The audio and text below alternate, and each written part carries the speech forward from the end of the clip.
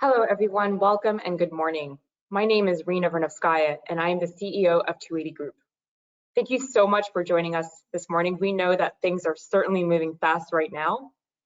At 280 Group, our goal has been to address the challenges the product management community is facing head on. So we listened, and we felt that the best way we could help was by creating communities and spaces for learning.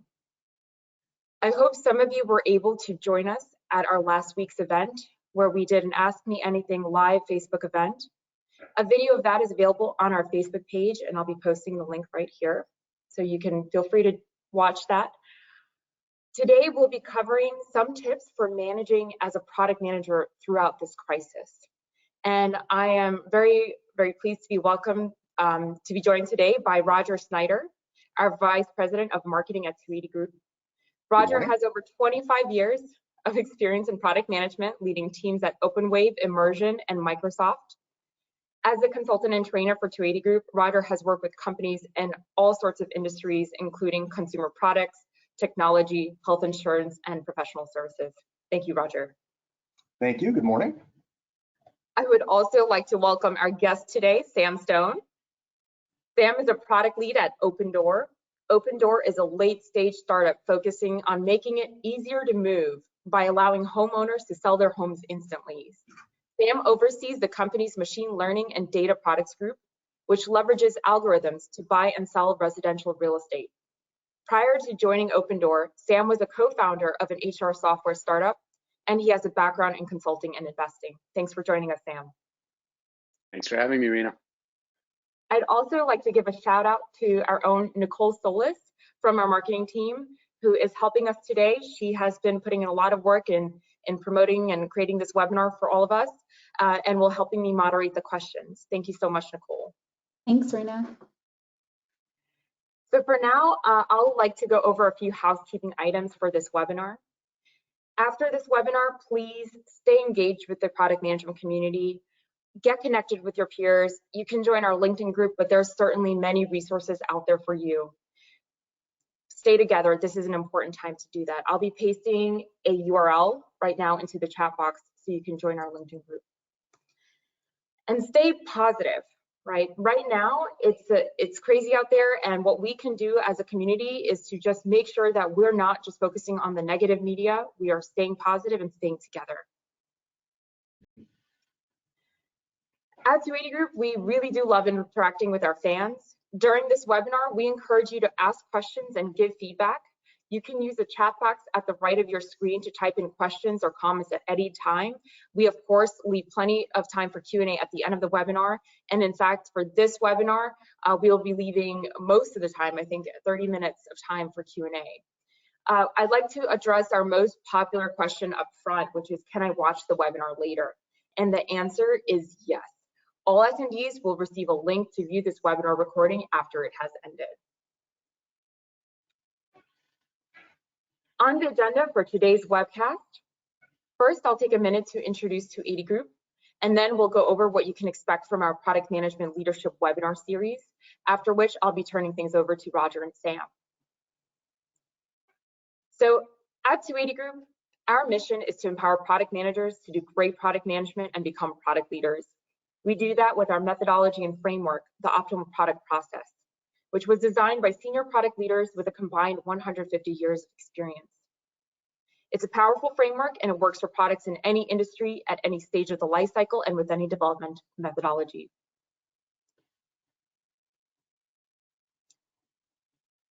I'm also really proud to introduce a brand new product that we launched just this week. The online optimal product management and product marketing course provides everything that you would find in our flagship 3-day course, teaches you all the core skills that you need as a product manager, covers the entire product lifecycle, and is held live online by expert product management senior instructors over 2 or 3 weeks. Courses begin on April 20th, and it's a wonderful way to learn right at home. And yes, thank you. It continues to be project-based, virtual workshops. It's very hands-on, and you're able to still stay on top of your work because the sessions do not last a full day. As of today, we are actually offering a very special coupon. It's called Stay at Home 500 to encourage you all while you're at home to continue the learning.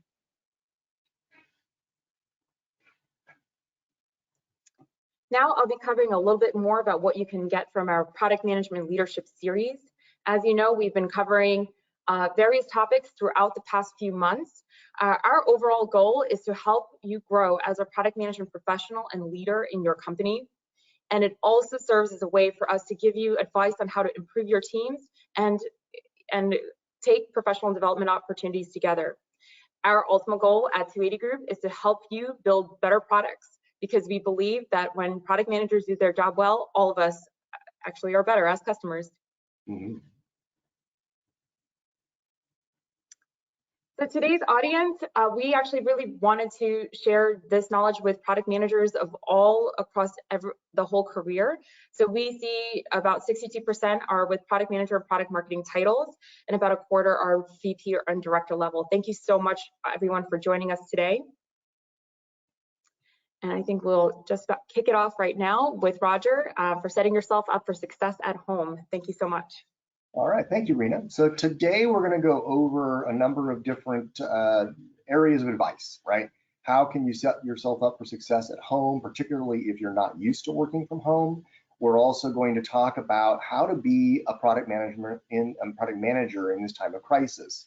So the first part of that is setting yourself up for success at home. Then we'll talk about how to get back to using your fundamental skills as a product manager. Even in this critical time, it's important to take a breath. Remember, you've got this, and use the skills that you've gained as a product manager to really assess the landscape and figure out what's going on with your customers. Then make that decision. Is it time to do a major change? Is it time to what we often call pivot in this environment? Or maybe there's minor adjustments that you need to do. I'll then close on a topic of how can you lead your team to victory, just some good ideas for how to work with your teams, especially when you and probably most of your team is remote right now. And then we'll have a recap of resources. I'm just going to recap them here, but in the follow-up email that we'll send after the webinar, we'll send you links to all of these resources. So Rina's not going to put all of those links into the chat box and ask that you scrape them up there. We'll just include them all in our follow-up email today, because there's a lot of them. Thank you for that, Roger. We have a lot of resources today, so I didn't want to make Rina go through that. Okay, and then we're going to spend more time than usual on Ask Me Anything, right? So my intention, if I've timed this out right, is to spend the next, say, 20 minutes or so going over content and ideas for you. That'll give you time too, as you're listening to the material. Please enter questions into the chat box so that we can gather those questions. We have some questions that are left from our last Ask Me Anything series. We'll kick off with those, but then we'll try to take as many of your live questions as we possibly can, and we'll loop Sam into the conversation as well, so that we have a good dynamic conversation, and we're hopefully able to help you out in this time, because it is an extraordinary time, and we recognize that, and that's why we've been trying to be more available to help you through this crisis. All right, so I want to kick things off actually by understanding a little bit better what are your challenges right now. So Rina, if you can launch the poll. Yep. While you're launching that poll, I will read the question so that you guys can start answering them. What are your challenges right now is the main question here. And you know, we have a couple of different choices here. I'm sure there may be more challenges than this, but are your product sales dropping right now? Is this something where right now you have got, you know, communications and coordination is harder because so many people are working remotely? Are schedules slipping? Are you finding that it's challenging to get to stay on track right now? Or do you find that your team morale is suffering? You know, there's a lot of the hard skills aspects to this, but there's also these soft skills and the emotional impact of what's been going on in the industry right now. And then how about work-life balance? Or are you finding there's a lack of work-life balance right now? So these are the questions that we want, or ideas anyway, that we wanted to throw out here. And we're collecting responses. I'm going to leave this open a little bit longer to see how you guys are doing. Yeah. So things are coming in. I'll share the responses in a bit, but Sam, I'd love to ask, how are things at Opendoor or in your community right now? What do you think are probably some of the hardest things that product managers are going through? Yeah, so it's definitely been a tough time at Opendoor. We're a heavily operational and like person-to-person company, and that we buy and sell homes, and that involves a lot of in-person interactions that are either much harder to accomplish given shelter-in-place ordinances, or that some of them we entirely can't do or think they're too risky to do right now. So yeah, we've had to change pretty much all of the ways that we interact with our customers, and to do it sometimes as required by law in just a matter of hours or days. Wow. Well, I'm going to share right now, and as you can see, 37% have reported that the most important challenge is that product sales are dropping.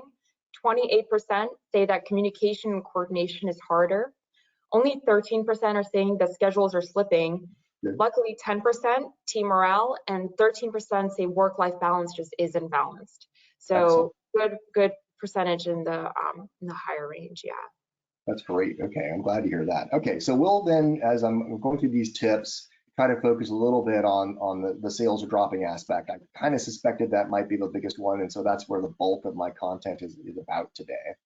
Yeah. All right, well, so let's talk a little bit about working from home. A lot of product managers are probably used to doing this occasionally, but there may be a number of you who have not worked from home regularly, and probably not many of you where your entire team is working from home, right? So this first set of tips is kind of more on the personal side. For you as a product manager, how do you maximize your capabilities? It's an important time, and I want to just give you a couple of tips. And like I said, there's going to be some links at the end so you can dig deeper on this. The first one is set up a workspace that's going to help you be successful, right? So ergonomics matter. You want to have a good chair and desk set up. If you can, grab a big screen. When we started working from home, I actually anticipated this is going to be a while, and I actually grabbed my big monitor from work and took it with me and brought it home, so that I've got the same screen real estate that I'm used to having when I work, right? And my desk chair is not the best desk chair, so on my next trip to the office, I may grab my desk chair because I'm starting to feel it in my back. I'm perfectly honest about this, right? Yeah. So those are important things, right? You're going to feel better every day because you're also probably not going to take as many breaks as you're used to doing when you're working in the office. So I want to emphasize, take breaks. It's very important that you do that. You also need to establish a routine, and you'll get more of the tips on this in the article. I worked from home for years, and when I work from home, I still get dressed. I'm not in bunny slippers. I am not wearing PJs. I dress for work, right? And that puts you in the right mental space. Okay, so dressing for work, it's an important thing, actually. It helps get you into the right space. They always say dress for success. When you're going to get up in front of a crowd of 200 people, you put on probably your suit or at least your best business casual look, depending on the conference that you're going to. Same thing here. You're showing up for work, right? So establish a routine, get up at the same time every day, exercise as well, very crucial to the routine, and really get into the mindset of work, right? Now, I noticed that work-life balance was an issue for some of you, so try to set some hours that are going to be consistent. I mean, if you're going through a launch, obviously that changes things, but if you can, get into a regular routine, and that's going to help you also say it's quitting time, right? At 6 o'clock or whatever the right time is, I'm done for the day, even though there's a lot more to get done, right? That's important. And the last thing is, some of you may actually find that there is a little bit more time in your schedule than usual. Set some learning goals. Use this as an opportunity to grow in your career, right? Obviously, we would love for you to sign up for one of our online training courses, but there's a lot of different things you can be doing right now. Grab a book, sign up for some webinar series. You're here today, so clearly you're interested in learning. Keep that going. Now, Rina, Sam, anything else you'd like to add?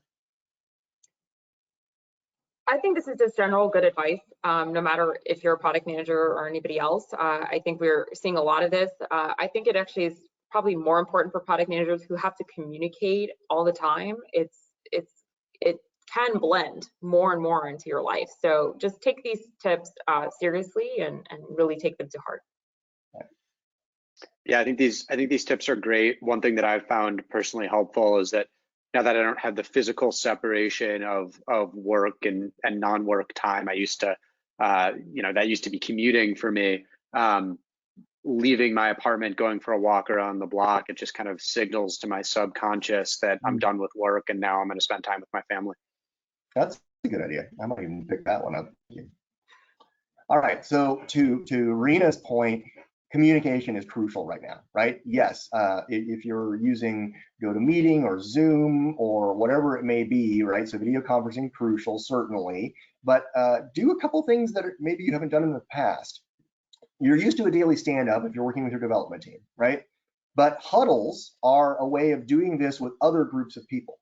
So I immediately started a team huddle when we started working from home so that me and my marketing team would sync up every day. But then Rina started an exec huddle as well. So we have a small group of folks that we get together for 15 minutes, right? So it's the same idea as a stand-up, but now you're going to do it with a couple of other groups that you need to stay in sync with frequently.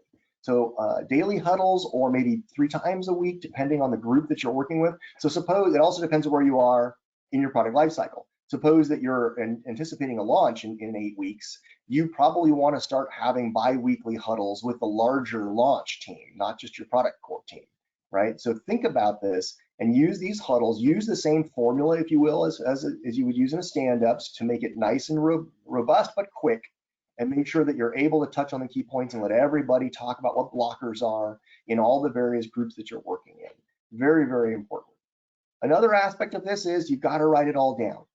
Now that you can't just go over, shout over the cube wall or walk over to somebody else's office and have a 5-minute conversation, you want to be using tools like Slack, of course, or other messaging tools, have a quick Zoom meeting, but also write everything down so that decisions are understood and that key information that you're choosing to make a selection on, everybody sees that. So whatever your collaboration tools are, and maybe you don't have that many, you want to add some, but you can use things like Asana or Trello or SharePoint, whatever it is, so that everybody stays in sync, not only with the verbal communications, but writing things down. Okay, very important. Another tip is, if you're especially distributed geographically, a lot of different time zones, establish some communication norms. When I had a team where we were distributed in the Ukraine, Canada, and Hong Kong and here, we had a quick little form that you could fill out that said, here are my normal work hours. Here's the best way to get a hold of me if you need response time in a daily manner, like say that would be email. Here's the best way to get hold of me if you need like 30 minutes or less response time. And here's how to get a hold of me when you have an urgent need, right? And establish those things, and also establish those boundaries that we were talking about, so that the people know what your work hours are and they can expect to be able to use those communication norms during the work hours. But if they have an urgent need outside those work hours, they know how to do it, right? And it's just explicit and clear. So if you find yourself in a situation where you're really distributed geographically, I found that establishing these communication norms are important. Now, once you establish those work hours, then be there, be available, whatever it means, right? So that you can be on the spot for whatever issues are coming up, because your team is going to turn to you more frequently right now and rely on you to be that point of coordination. Anything else you guys want to add?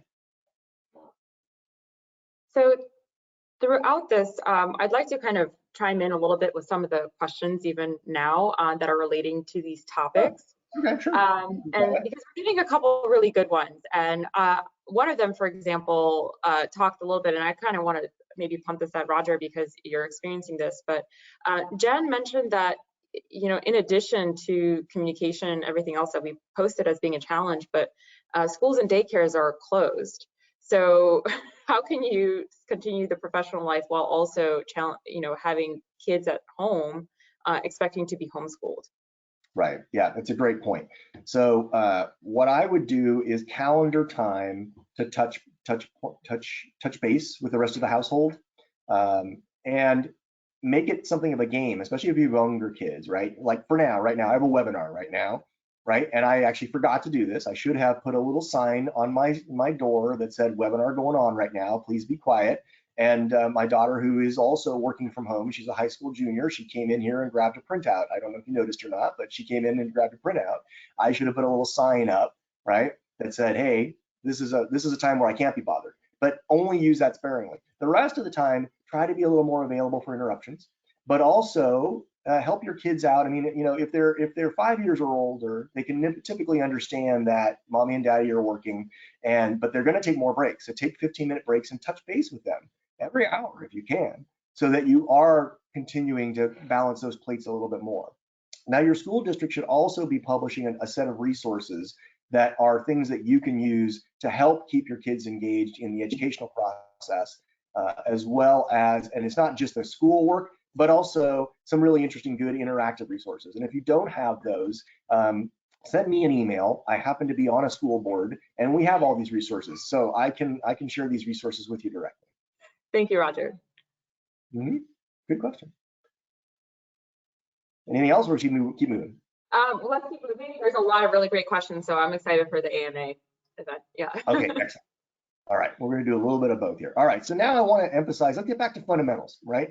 Don't panic, right? As a product manager, it's important that you understand your customers, right? This is a critical time to get back to your basics, okay? And I'm going to actually run through an example. So first, I'm going to kind of go over the high level here, right? Review your segments and your personas, making sure that you understand your customers. Then do customer research, because things are changing, right? And I'm going to give you a concrete example in a minute to walk you through that, okay?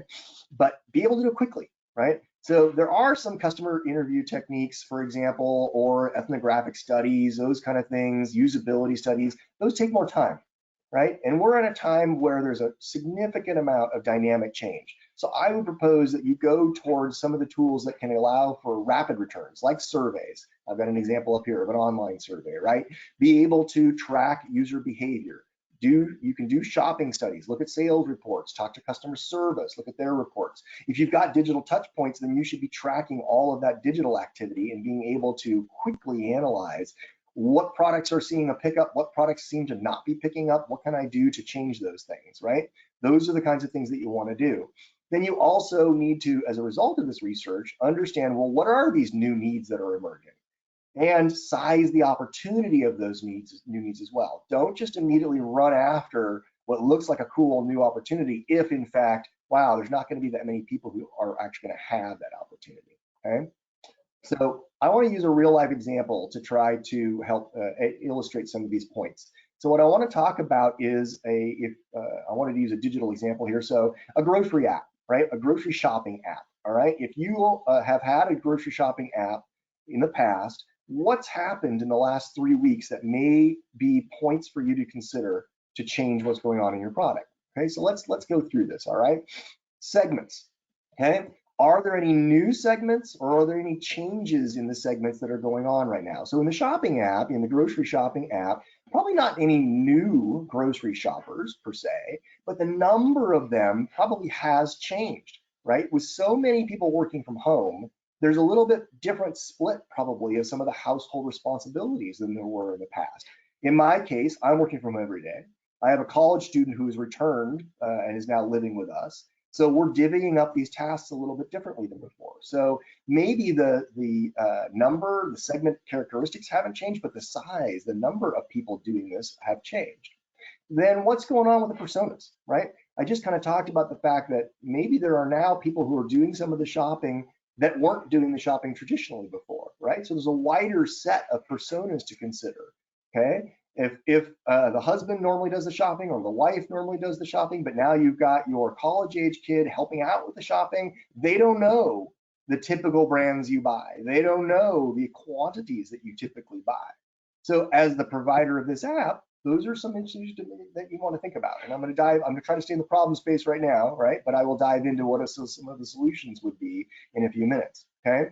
In the journey mapping, or if you're using a jobs to be done framework, you're going to see that new problems are emerging, right? With more members of the household kind of doing some of this work, how do you go about coordinating who gets what, right? Maybe one person, like my wife is still going to the office because she's a nurse, right? So she still drives by Costco. So it's natural that she would still handle the Costco shopping. But maybe the rest of us can lend a hand with some of the other stuff. But how are you going to go about coordinating that, right? So these are some new moments in the journey map, right? And that uncover some new problems as well, right? And then the last thing is these problem scenarios, right? As I said before, not everyone is going to be of equal importance, so you want to make sure you're thinking about that. But let's talk about some of the new scenarios that would come up right now, right?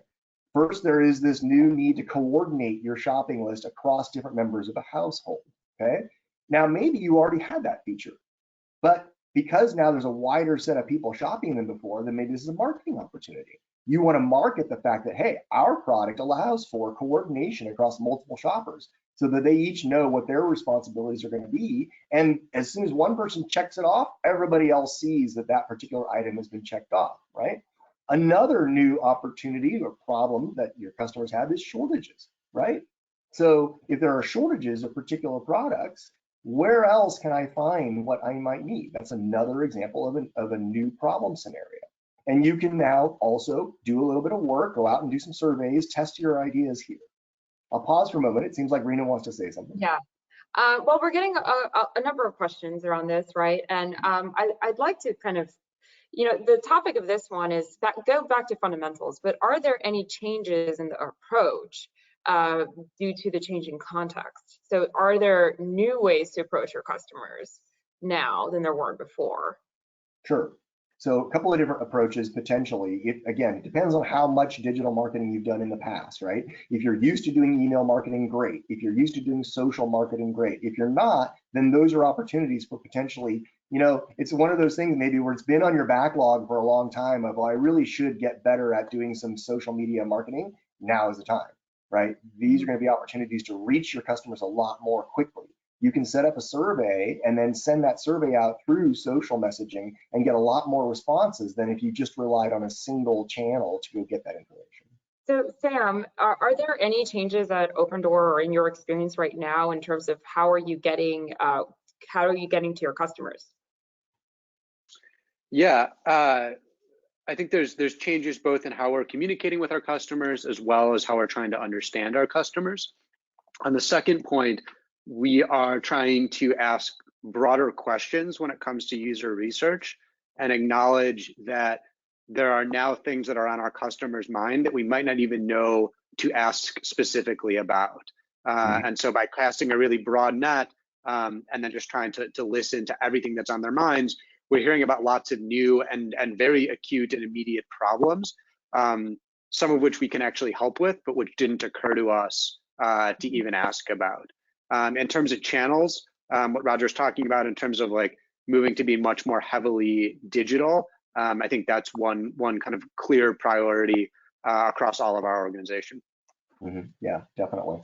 I would also want to put a pitch in here to listen to customer service, right? So if customers have enough thought that they see a problem and they're not getting what they need, they're going to ask, right? So one of those groups that you might want to huddle with a couple of times a week is your customer service team. See what the shift has been in the questions they're asking and what are the new questions that they're asking, because those are going to be opportunities for you to help your customers, opportunities for you to provide better solutions. I also want to let you know, so Edward Alonso posted something that I think is very relevant, that they did at his company. They did some video chat interviews with members asking, what can you do to help? That's something that we're seeing across the board, quite an inspiration from different businesses really reaching out to their customer base and just being honest and transparent at this time. I think that this is an opportunity for you, if you haven't done this yet, to think through, what problems are you solving for your customers and how can you solve them better now? How can you reach out to them and genuinely just make a connection, make a relationship? This is a time to create some goodwill in the environment, and that's really inspiring. Absolutely. Yeah, great. Okay, good. We can move on now. All right. So now let's get into the problem space, okay, or solution space, excuse me. So we want to think strategically, right? So we were in the problem space. We've given you some ideas of how to better quickly source some of those problems. In this solution space, we've got to identify some new benefits for the customer, right? And let's get back to my grocery shopping app example, right? Multiple shopper coordination, right? So can we now do a shared list? Can we do something with dynamic notifications? So as soon as somebody checks off that they've purchased something, great, it's checked off and everybody is immediately notified, right? That sync up is something that we've had a challenge with, right? In my own household, on one day, 3 people all bought almond milk. So it's like, okay, we all knew in the morning that we needed to get almond milk and we all got it. So it was a bad idea. So that lack was something that we just didn't think through, right? Of not being able to stay in sync, okay? And then of course, there's the example of shortages, right? So number one example, oops, I don't want that to happen. One example. Too soon, Roger. What's that? Too soon. I know. Oh, is it? Well, no, but this is real, right? Okay, I'm talking about customer benefits, right? Shortages. All right, if you found that there's not a product available that you need, help me find it. Could you add an app capability that says, okay, it's not in the store you're in, let me cast a net five miles around you and find stores that have this in stock automatically, right on the app, right? You could have a new button next to that item. Yes, okay, it's toilet paper. And it's like, and it's not here, and then it's gonna go looking for you, right? The other thing that it could do is potentially learn the restocking patterns of all of the various stores. So you get a notification in 1 hour is the typical time. Friday mornings is typically when CVS Scotts Valley gets restocked. I happen to know this. And if that were some data you could get a hold of and add that data to your offering, that would be a powerful feature that your customers would love, right? So can you provide these things, right? Can you then, as you're looking at these new benefits, okay, now you figured that out. If you already have some of these features, then market them, right? So now it's a question of, okay, can I get this onto my sprint schedule, or can I get this, I've already got it, I should be promoting it because these are new problems that people didn't realize they had before, and I already have that benefit. So it's not just product, it's product and marketing, right? So you've got to be doing both of those things, okay? And then look at the bigger picture. Will offering these benefits advance our overall corporate goals, right? If you have got several competitors, what have you got that's different from what they have? And can I get to market faster, or can I market more effectively than my competitors, right? And then do a little bit of portfolio analysis. All of you product managers are going to get together to the director of PM or the VP of PM. You're all going to have great ideas, but then you need to actually do a little bit of thoughtful portfolio analysis and figure out where's the best place, because resources are tight right now, right? Where's the best place for each company to make that investment that's going to yield the best benefit for customers, the best benefit for companies, right? And the last thing I want to talk about is this fact that we've got some risk going on right now. There's a lot of change going on right now, right? So there's a McKinsey article that talks about how do you go about planning your future when there's so many variables at play. And there'll be a link to that article at the end. But I want to emphasize that, especially for the leaders, PM leaders on this webinar, have a read of that. It's a good article. It'll take you 20 minutes to read, and then it'll help you think about what are your known unknowns and what are your unknown unknowns, and how do you build out a couple of different scenarios so that you can then have thought it through, and as things change, be able to react. And Sam, you got a smile on your face, so I'm curious, what you got something to add to the conversation here? Oh, you're muted. Sorry. No, these are all good points. Okay. Rina, any questions pertinent, or should we keep going? We should keep going. All right, excellent. Maybe, I did a digital example for the previous couple of slides, so I want to also put up something here of, hold on there, of now, did someone move my slide? No, we're on innovate the whole product. Okay, we are, good. But for some reason, it's not showing that to me. I don't know why. Okay. Fingers crossed. If anything, we'll go to the questions. Keep going. Right, no, so we innovate the whole product, right? So if you can't, like you got a product that requires tooling, right? You got a product that's a consumer packaged good. You can't maybe immediately change the product characteristics, but there's a lot of other things you can be doing, right? Can you, during this time, zoom out and look at the larger picture here of being able to consider new finance options? Is there a way that you can offer a way for purchase to happen where there's less money needed up front, right? Can you offer a discount right now to show your sympathy for the circumstances of whatever your customer base is going through right now, right? Can you change the nature of your customer service where now people can actually give customer service feedback in the application instead of just being called, right? So there's a lot of different problems that maybe you can't solve with a product, but you can solve by thinking about the larger picture here. Now, it appears that my PowerPoint is dead, so I'm going to kill PowerPoint and restart. You can start questions, and we'll answer questions until I get PowerPoint running again. Yeah, we're experiencing some difficulties with GoToWebinar, but that's okay. So I have a question here for Sam, and I don't know if you can have any insights on the real estate market here, but we had a viewer, and let me get the name. We had Cindy ask, what scenarios does your company feel will play out in the coming months, particularly with respect to real estate? So it's a good question. There is a lot of uncertainty here. There's kind of two things we think are likely to happen. One is we expect the volume of transactions to decline very dramatically. So we've been looking to other countries that are kind of ahead of the US in terms of when COVID impacted them, for example, China. And we saw that real estate transaction volume went down over 90% in China during the period of lockdown.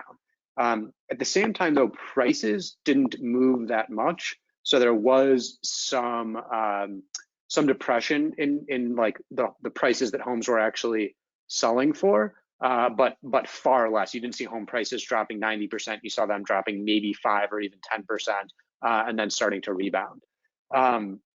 So, you know, for us, we're going to see a lot less business, but the business that we're still able to do, we think that we'll still be able to understand where prices are going with just a higher variance on how much market activity there will be. So you're seeing a contraction in the market, but not a decline in price. So there's still opportunity out there. Okay. That's right. Excellent. How are you doing? How are you doing, Roger? I think we're back. Yeah, I think we're back. Right. So the last point that I wanted to make on this slide is, you know, with people working from home now, can you adjust your online support? I think I talked about that. There's bundling opportunities as well, right? If you've got an existing product line, can you bundle some things or throw in some things right now? We talked about financing, right? And then marketing. Can you change your marketing campaign? So an example of that, for example, as I was working out the other day, I saw a new Pillsbury commercial for biscuits. And the commercial was great because it didn't mention COVID or coronavirus, but it talked about, you know, you're spending more time at home. Make a new tradition of dad makes breakfast on Saturday morning. And then it was about him making breakfast sandwiches using Pillsbury biscuits.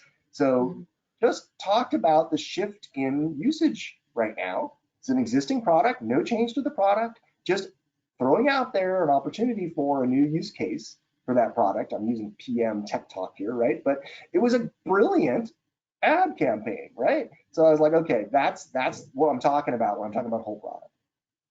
So we're getting a lot of questions about how to figure out when to pivot. And I think actually our next topic is around pivoting. So let's get to it. Okay, excellent. Let's see if we can answer some of those questions. So time to pivot, okay?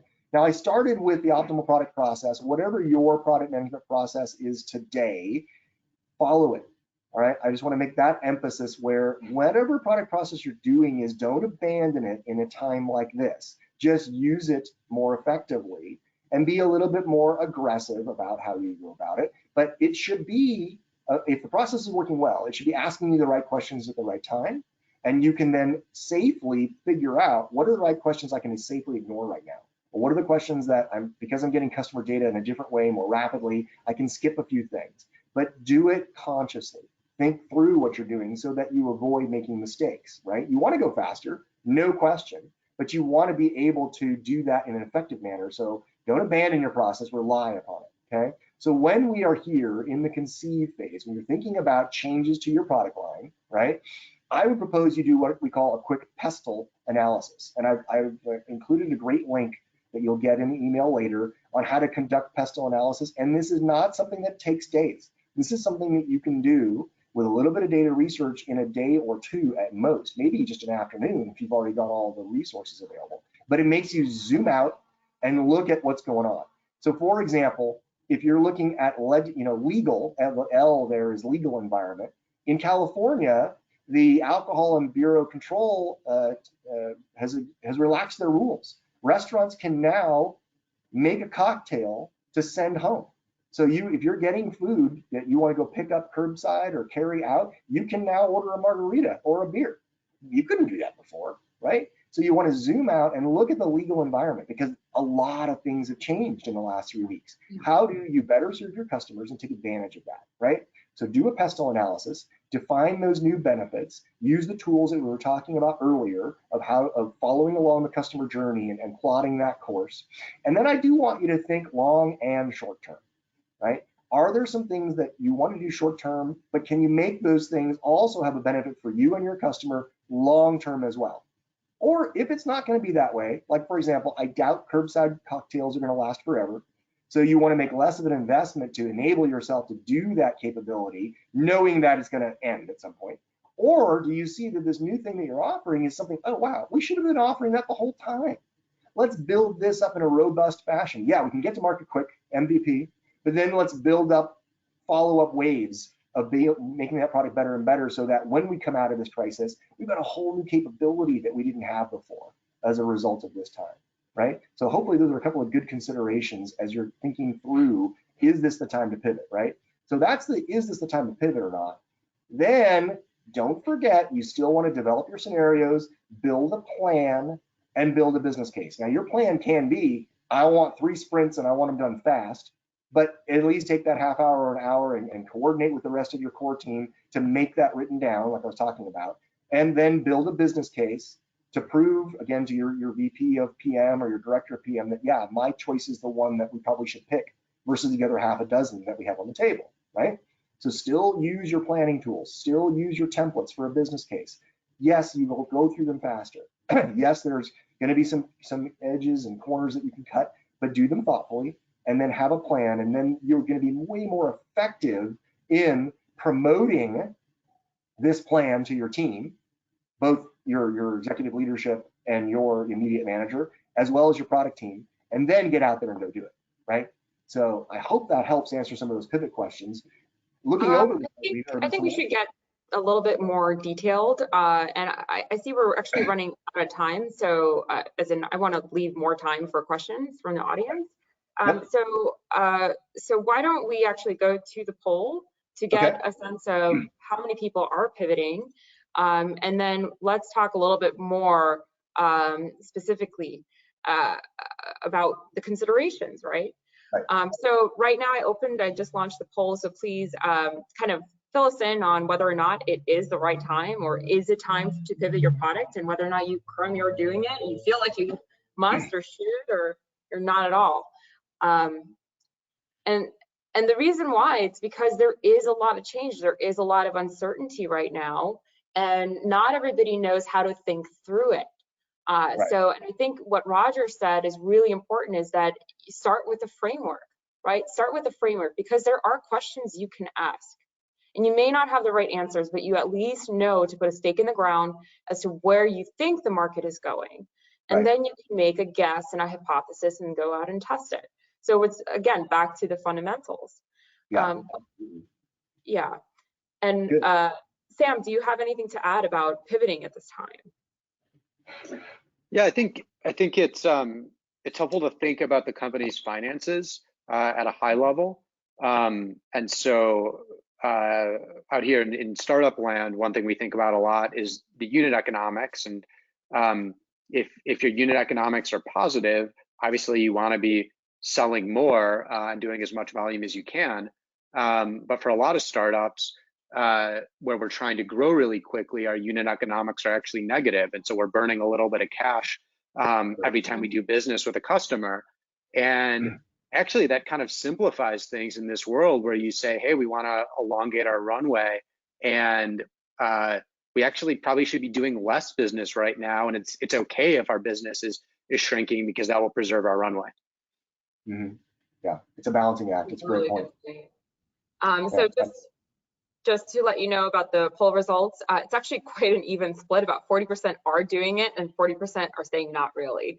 So it is quite a bit of split. And the truth is, not everybody can pivot at this time. Not everybody has a product or has an additional service that they can offer.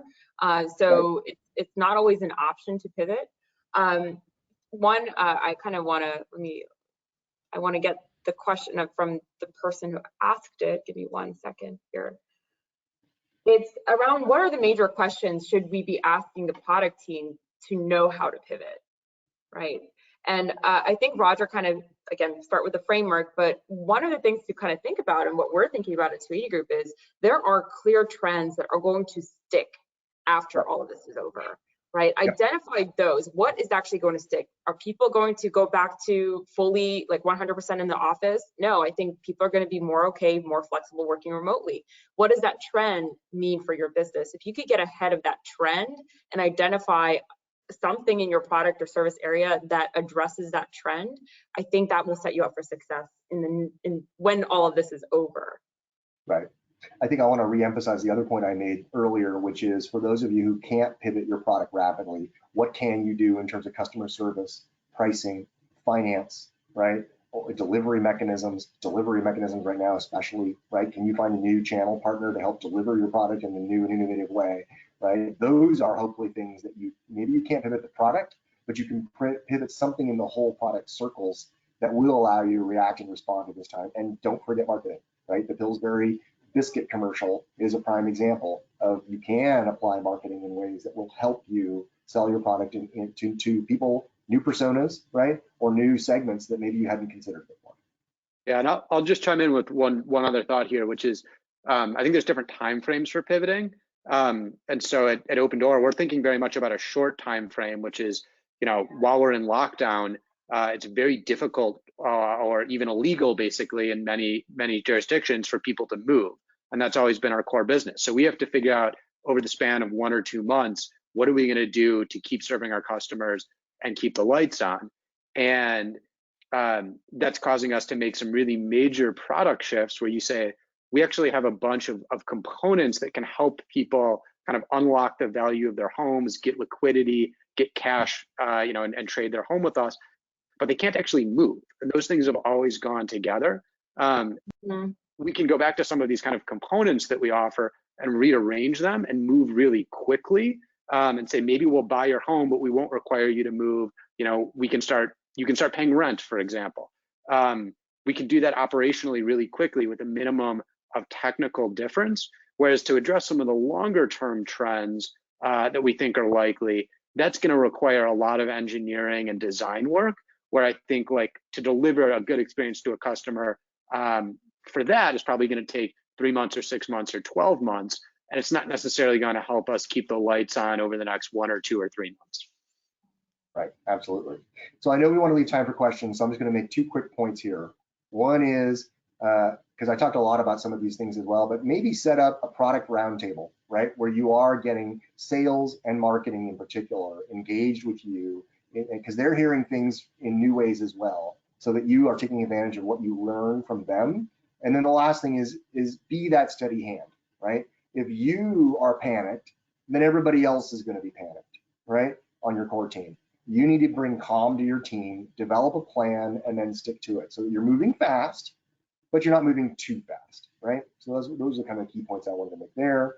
All right, let's get to resources. Again, this is something that we're going to send to you after, so I'm not going to go over this now, right? But in the email, links to help you with your own personal productivity, your own strategic planning, and how to go about leading your team. All right, so stay strong. All right, product managers, this is the time. This is where your mettle is shown.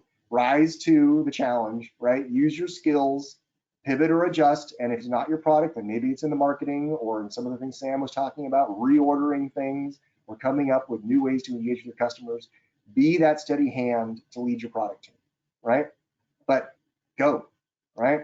All right, we are going to provide you also in the email follow-up a download of our Optimal Product Process ebook. If you don't have a product process, this is a great place to start, right?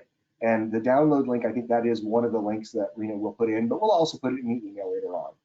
All right, a reminder of the coupon code. If you want to engage, if you've got some time now in your career to develop and grow your skill set, use Stay Home 500 to try out our new online Optimal Product Management and Product Marketing course. All right, why don't you start the poll, Rina, and we'll start taking AMA questions while the poll is running. Great, so I have now launched the poll.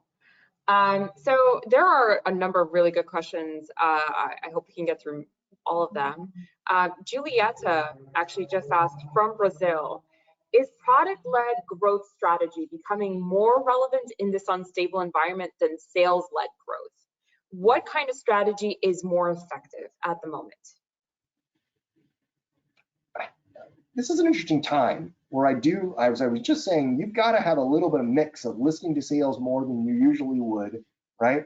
And I do think that there's room for them to come up with ideas. In fact, when I have done this in the past, I have sales coming at me with a lot of stuff. I created a 1-page sheet of 10 questions to ask sales to fill out, so at least they're thoughtful before they bring the idea to you, so that you remain in control of seeing all of the things that sales is proposing, but you're getting a consistent view of, well, what's the size of the market? How many customers do you think would take this? What do you think they would be willing to pay? Those kinds of questions will help you continue to stay in the driver's seat as a product manager, but be able to take thoughtful input from the sales team. Sam, do you have something to add? Product-led versus sales-led. Well, I think sales is really valuable right now in that, at least in a lot of companies, sales has the closer and more personal relationships with users, especially at enterprise companies. And so hopefully they can very quickly start to figure out what are the new needs, or at least like what are the ostensible new requests from users. I think it's still really important for product to sort through those needs and figure out which are real, which are enduring, and which the company can best address. Right. Thank you. Good point. I have a question here. Is my existing roadmap even relevant? Should I throw it out and start over? Hopefully it still is, right? I would imagine if you've done a good job of developing your roadmap based on customer needs, then I think at the core of it, there's probably some good things. What I would propose though is, as you're doing all the research that I've suggested you do now to understand the current market, maybe you're gonna postpone some things. Maybe you are gonna find some new opportunities that are higher opportunity right now. That means the roadmap slips out. So I wouldn't throw it out, but I might slip it out, right? And make room for, can I react quickly and provide some new value right now to the customers who really need it?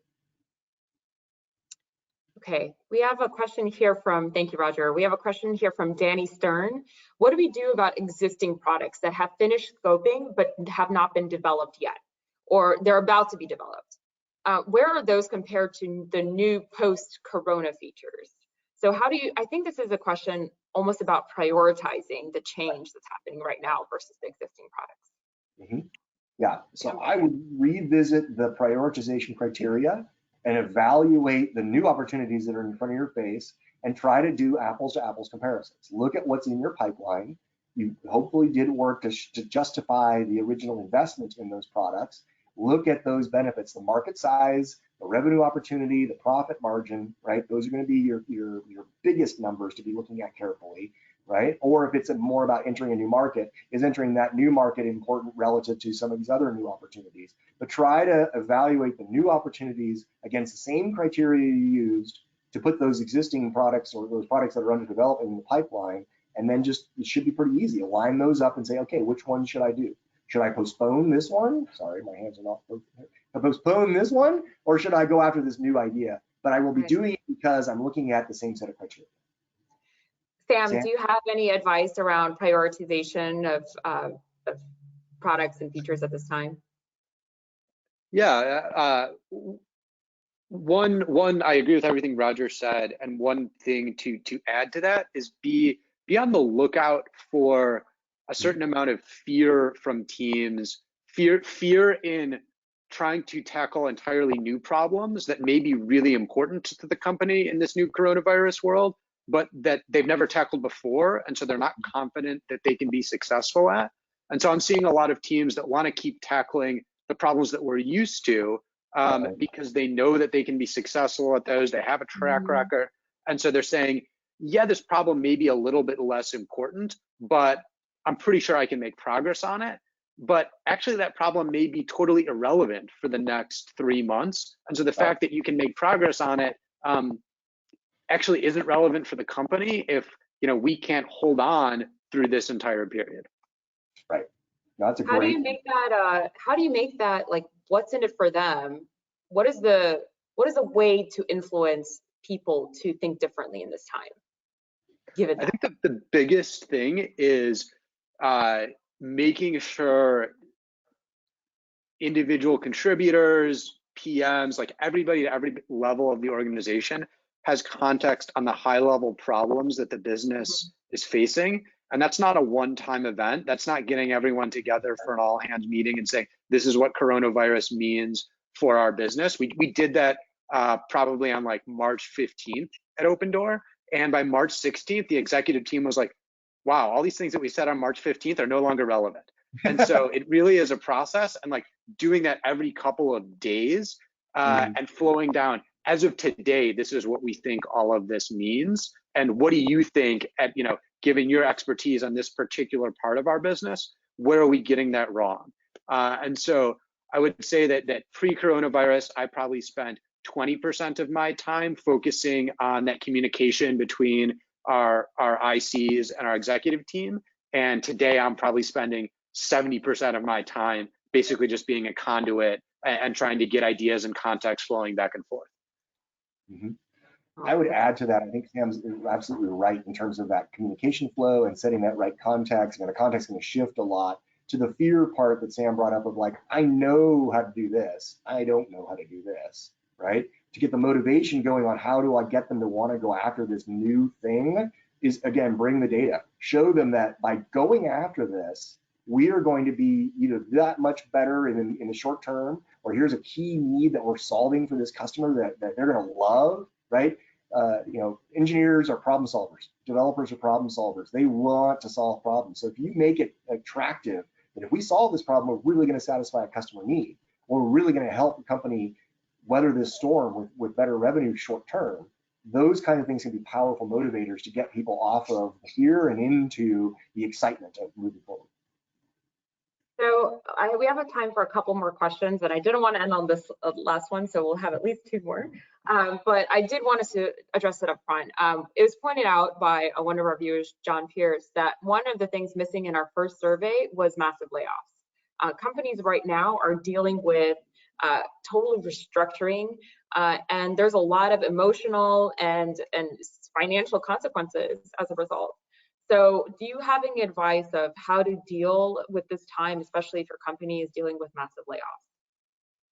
Yeah, a couple of different perspectives. I've been through this several times. I've been through several business cycles in my career, and I'll take it from both sides, right? If you were laid off, then this is the time to, you know, okay, you can take a little bit of time to mourn, but move on rapidly, right? Because you are probably still the great product manager that you were before the layoff. But now you want to expand your skills if you can, identify, have a good self-reflection, expand your skills, and get back out there, right? And maybe this moment isn't the time you're gonna get back out there, so it is a time for you to either pick a skill area in your professional development that you wanna work on, or maybe it is time to work on a hobby and relax a little bit if you've got that opportunity. If you need to jump back into the workplace right away because that's what has to happen, then find ways that you can identify the skills you have that are going to be most powerful right now. If you're good at customer research, that's a crucial need right now. If you're good at identifying pricing, that's also a crucial need right now. On the other side, if you were a survivor, right, then you want to keep moving and do all the things that we've just been talking about to maximize the use of every dollar of capital that your company still has and make the best of it and demonstrate you're a team player. There may be some choices that aren't for your product.